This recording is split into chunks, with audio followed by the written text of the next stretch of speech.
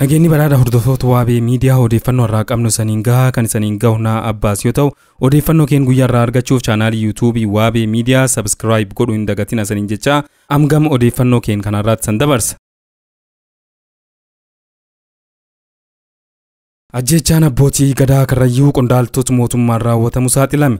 Ajjechaan Oromiyaa bakkeewwan garaagaraatti raawwatamaa jiru ajaji bulchiinsa mootummaa naannoo Oromiyaatiin akka ta'e miseensota paarlaamaa fi caffee kan ta'an Angaasa Ibraahimii fi Taayyee Danda'a saaxilan. Miseensi mana marii federaala Dimokiraatawaa Riippaabilika Itiyoophiyaa Angaasa Ibraahim ajjecha abbootii gadaa Karrayyuu dabalatee guutuu Oromiyaa keessatti ilmaan Oromoo rashanamaa oolaniif ajaja kan dabarsu hoogganaa olaanaa Oromiyaa ta'uu dubbate.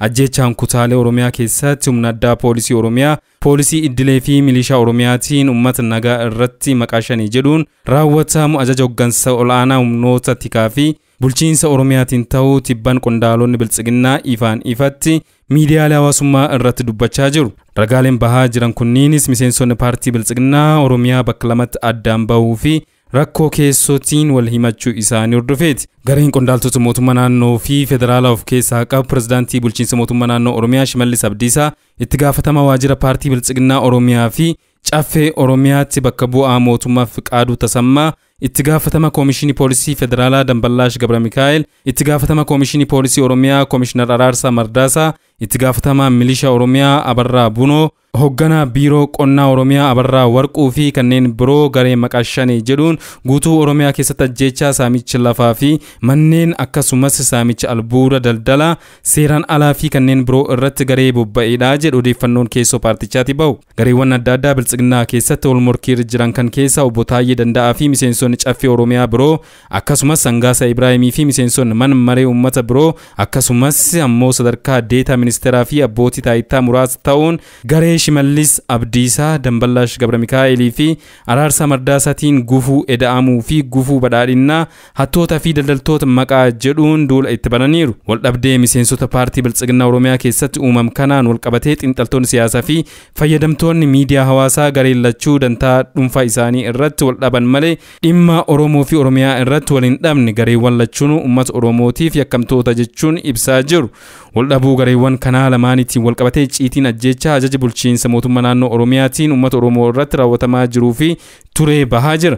Miseensi mana maree bakka bu'oota federaalawaa Riippaabilika Itiyoophiyaa Angaasa Ibraahim yaada miidiyaa hawaasaa irratti kenneen ajjechaa abbootii gadaa Karrayyuu dabalatee Oromiyaa bakkeewwan garaagaraa keessatti raawwatamaa jiru ajaja itti gaafatama koomishinii poolisii Oromiyaa Koomishinar Araarsaa Mardaasaatiin akka ta'e ragaa bahe. Abbootii gadaa Karrayyuu muddee 2021 bakka jiilaa ta'aa jiranitti humna addaa poolisii Oromiyaatiin marfamuun qabamanii murteen bulchiinsa godina Shawaa Bahaa obbo Abbabuu Waaqoo fi ajaja itti gaafatama koomishinii poolisii Oromiyaa Koomishinar Araarsaa Mardaasaatiin ajjeefamu ragaaleen keessoo sirnichaa bahan ni mul'isu. Gareen ajjechaa kan raawwatu maqaa waraana bilisummaa Oromoo kan ABO shanii jedhanii waaman of dur qabuun sabboontota ajjeesuun miseensota shanee ajjeefne yookaan ammoo shaneetu ajjees jechuun sabboontota danuu Oromiyaa bakkeewwan garaagara keessatti garee fixeedha.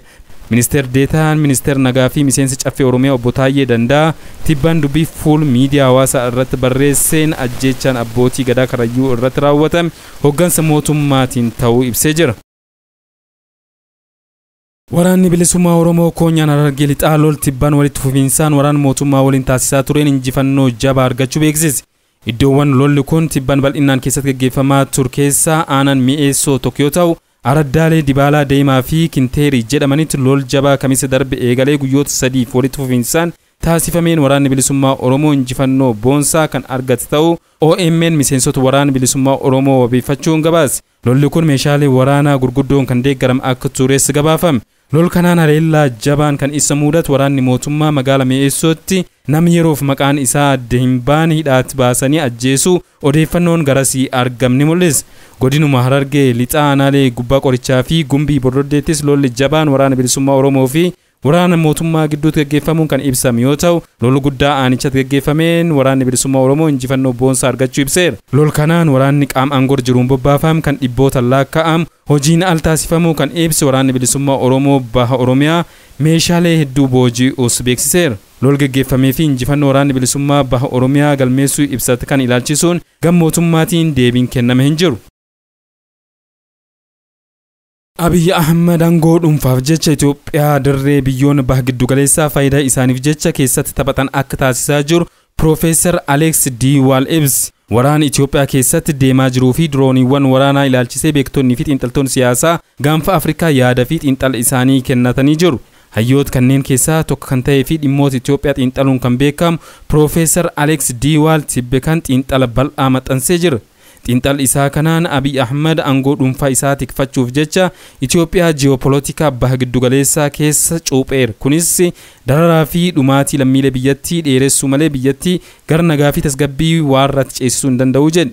Itti fufuudhaanis waraanni Itoophiyaa keessatti deemaa jiru haala hin eeggamneen jijjiiramuu danda'eera kan jedhe hayyoon kun Abiy Ahmedis yoo xiqqaate ammaaf bayyanachuu danda'eera. Kanaaf ammoo qoodni biyyoota diroonii waraan isaaf dhiyeessaa turanii kan gamtaa Imireetota Arabaa, Turkii fi Iraan olaanaa ture jedhe.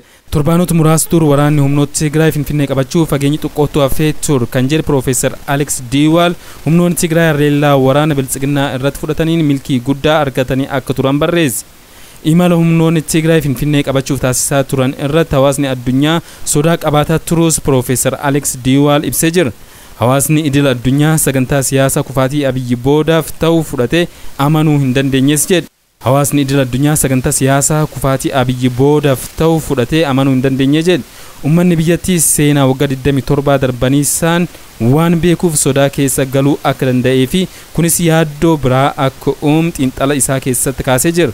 Yaaddoo kan furuuf TPLF humnoota kaan wajjin tumsa uumate ture. Garuu waraana bilisummaa Oromoo uummata Oromoo irratti deeggarsa bal'aa qabuun alatti miseensonni tumsa kanaa hedduun dhiibbaa hagan jedhamu kan geessisanii miti jedhe Profeesar Alex. Dhuma irrattis Abiy Ahmed gidduu kanatti olola bal'aa biyyoota lixaa irratti taasisaa gama biraatiin ammoo biyyoota akka Chaayinaa, Raashiyaa fi baha giddu galeessatti michoomuun Itoophiyaa bakka biyyoonni kunniin faayidaa isaanii itti tarkaanfachiisan akka taatu taasisee jira jechuun xiinxala isaa xumura. Pirezidaantiin Soomaaliyaa Mohaammed Abdullaahi Farmaajo ministeera muummee biyyattii Mohaammed Hussein Roobilee aangorraa ittise.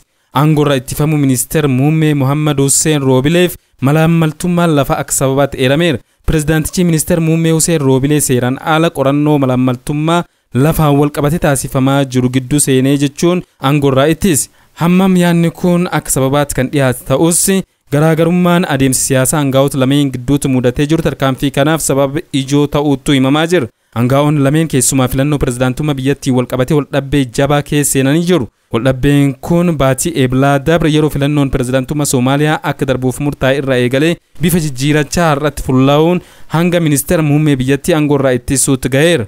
Ministeerri muummee Mohaammed Hussein Roobilee pirezidaantichi seeraan alatti yeroo aangoo isaa dheereffachuuf filannoo dabarse jechuun mormanii turan. Sanbata darbees filannoo pirezidaantummaa Soomaaliyaa bifa haaraan karoorfame ilaalchisuun dubbii dubbateen pirezidaant Farmaajoon filannoo biyyattii waliin dha'uuf haala mijeeffataa jiru jechuun qeeqe. Aangoorraa ittifamuun isaaniis qeeqa kan dabalatee garaagarummaan adeemsa siyaasaa qondaaltota lameen gidduutti uuman bal'ataa dhufuu hordofeeti. Michuu Abiy Ahmedii fi Isaayyaas Afwerqii kan ta'e pirezidaant Farmaajoon ministeerri muummee weerara lafaatiin wal qabatee qorannoo malaammaltummaa taasifamu gidduu seenee jira jechuun aangoo isaarraa daangeesse. Ajaja olaanaa humna galaana biyyattii Jeneraal Abdul Hakiim Mohammadis haaluma wal fakkaatuun malaammaltummaan shakkamee jira jechuun aangoorraa kaase. Tarkaanfiin pirezidaantichaa kun isaan aangoo isaaf yaaddoo ta'an ofirraa dhiibuu gidduugal kan godhate jechuun qeeqamaa jira. Hanga oduun kun qindaa'eetti murtoo pirezidaantichaa ilaalchisuun deebiin gama ministeera muummee Hussein Roobileen kenname hin jiru. Dubbii himaan isaa garuu tarkaanfichi seeraan al ta'u ibsuun gochicha fonqolcha aangoon ol fakkeesse. Waldhabdeen pirezidaant Mohaammed Abdullaahi Farmaajoo fi ministeera muummee Mohaammed Hussein Roobilee gidduutti uumame kun filannoon pirezidaantummaa Soomaaliyaa gaggeeffamuun dur biyyattii hokkoratti geessuu mal sodaa jedhu uumeera. Kun ammoo garee Al-Shabaabiif carraa uumuun yaalii Soomaaliyaan nagaa fi tasgabbii qabdu ijaaruuf taasifamutti gufuu biraa ta'uu malaa jedhame. Hordoftoota keenya odeeffannoon ammaaf qabnu haa ganumaa qophii keenya birootii walitti gaddeebinuutu nagaa keessa turaasan hin jenna.